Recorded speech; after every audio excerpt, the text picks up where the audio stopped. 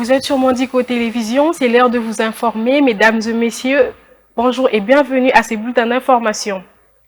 S'exprimant à l'occasion du jubilé d'argent de l'évêque du diocèse de Mbuji-Mayi, Monseigneur Emmanuel Bernard Kassanda, le dimanche 25 juin 2023, le président de la République Félix Tshisekedi est revenu sur les climats de plus en plus tendus entre son régime et l'Église catholique qu'il a estimé s'engager dans une dérivée dangereuse. Suivez un extrait de propos du chef de l'État. De tirer la sonnette d'alarme par rapport à une certaine dérive constatée au sein de l'Église catholique.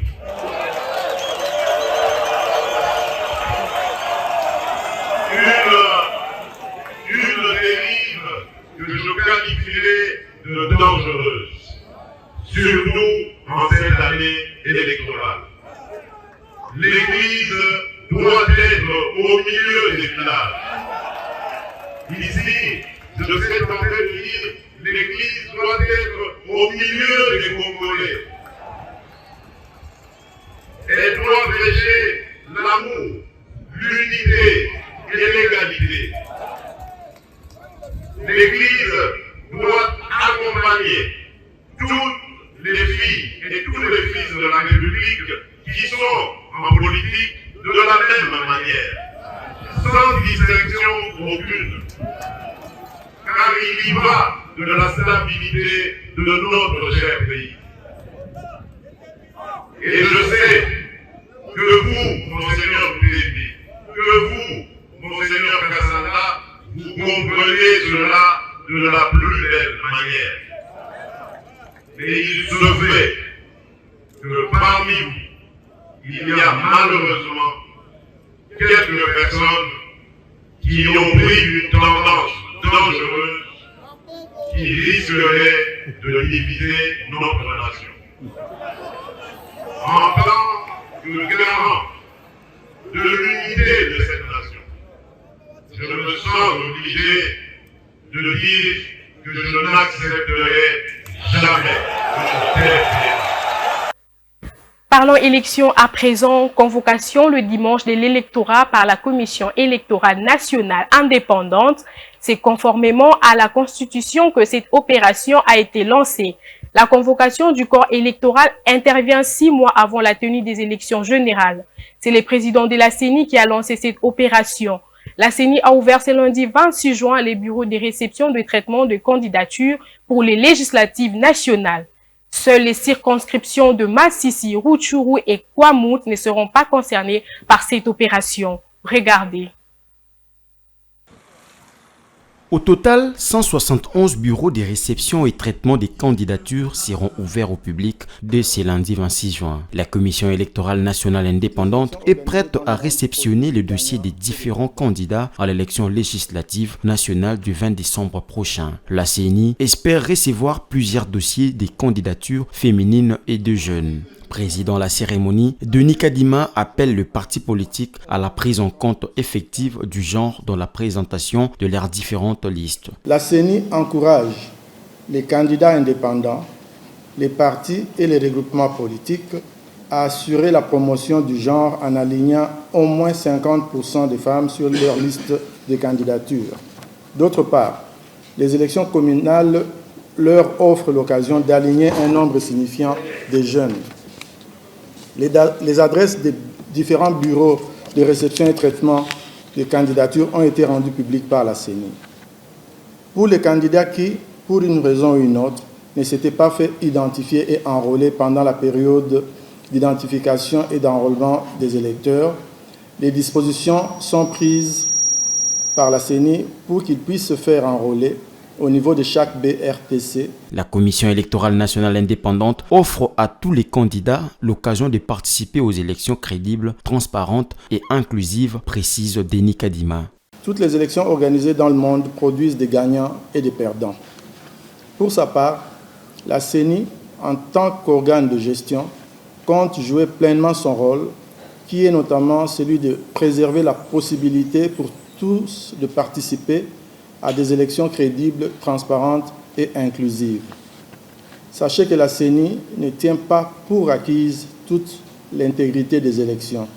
raison pour laquelle elle s'applique à faire un savant mélange du respect de la Constitution et des lois aux bonnes normes et pratiques électorales. Au cours de cette cérémonie, le président de la centrale électorale a également annoncé le démarrage incessant de l'opération de délivrance des duplicata des cartes d'électeurs dans toutes les antennes de la CENI. Dans les soucis de rendre ces processus réalistes, la CENI va entamer dans les prochains jours des rencontres avec les leaders politiques, en particulier ceux de l'opposition, dans le but d'explorer ensemble des solutions réalistes pour un processus électoral crédible, transparent et inclusif.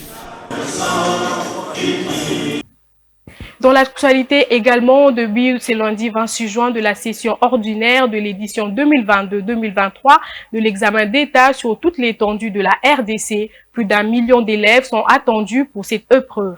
Le ministre de l'Enseignement primaire, secondaire et technique, Tony Mwaba Kazadi, a procédé au lancement des épreuves certificatives de l'ex-État depuis le Kasaï oriental dans le territoire de Katanda.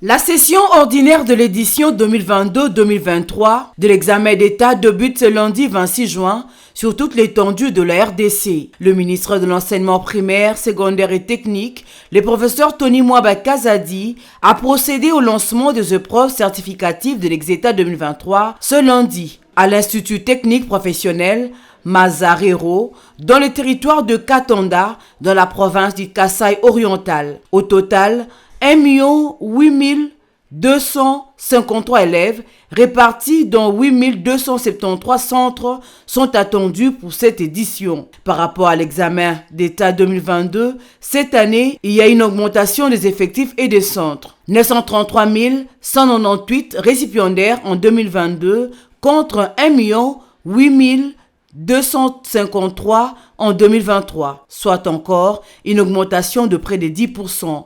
Pour cette session, 2 centres de passation des épreuves sont implantés en dehors de nos frontières et vont recevoir 585 élèves. Dans sa vision d'une bonne gouvernance de proximité, le ministre Tony Mwaba Kazadi s'est imposé une discipline des itinérances dans les provinces, non seulement pour faire le suivi des instructions à la base, mais aussi et surtout pour s'imprégner de la mise en application de la gratuité de l'enseignement primaire, secondaire et technique public sur terrain.